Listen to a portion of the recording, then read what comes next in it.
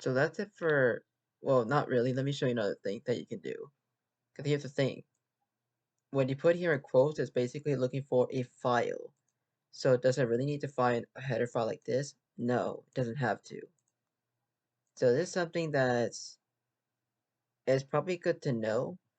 So what if we say dot header like that? And if we were to look for it here, it probably might not know what that is. Because really it's just a file.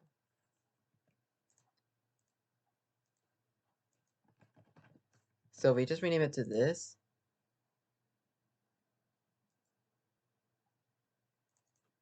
oops, this.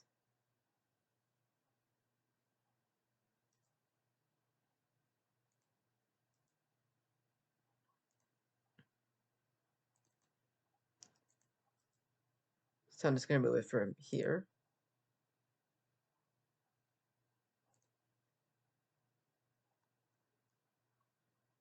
So if we open this thing, oops.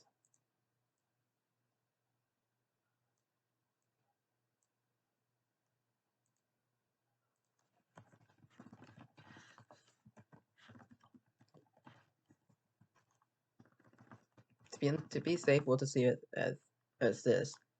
Because this is another thing you can customize too, but I try to keep it like the same.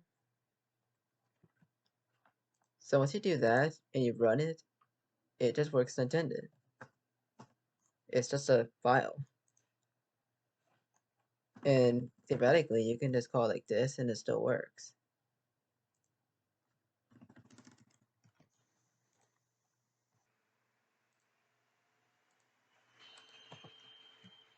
If we just rename it to this, as if theoretically it should work that way.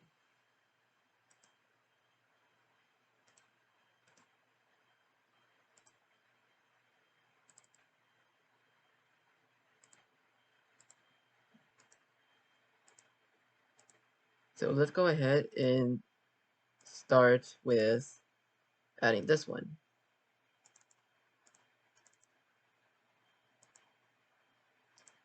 So if we run it, it still works. To me, this is the cleanest way you can do it, but it is really recommended you do .h, because that is the right way to do it. Another thing too is you can actually put this in another folder too. So say here that you want to put headers folder. Let's put this back to .h.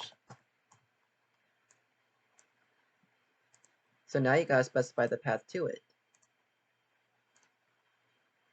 So now you gotta do something which is, so this folder is called headers. So you gotta go over here and go to headers slash number manipulator.h. So you gotta include all of that, which are to something external like that.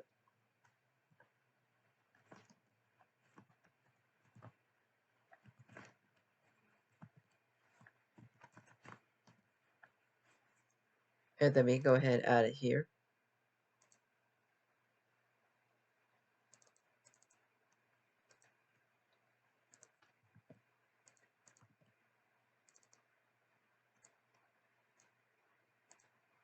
So once we have that and run it, this also works.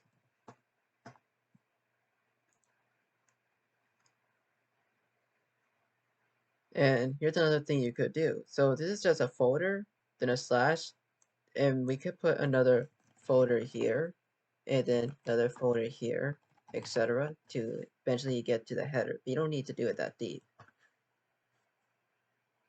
But did you know as well that you can go back a folder? So we can do something like this. So you go back one, put it here. So how would you locate it? Well, what you do is dot slash headers, then slash this. So you just go back a folder, then go into a new folder, and then you finally get the file.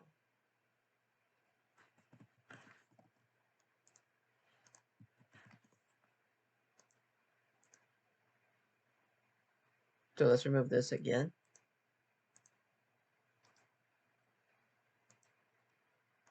And now we gotta go find our new header file. it should be right test headers this, and then there we go.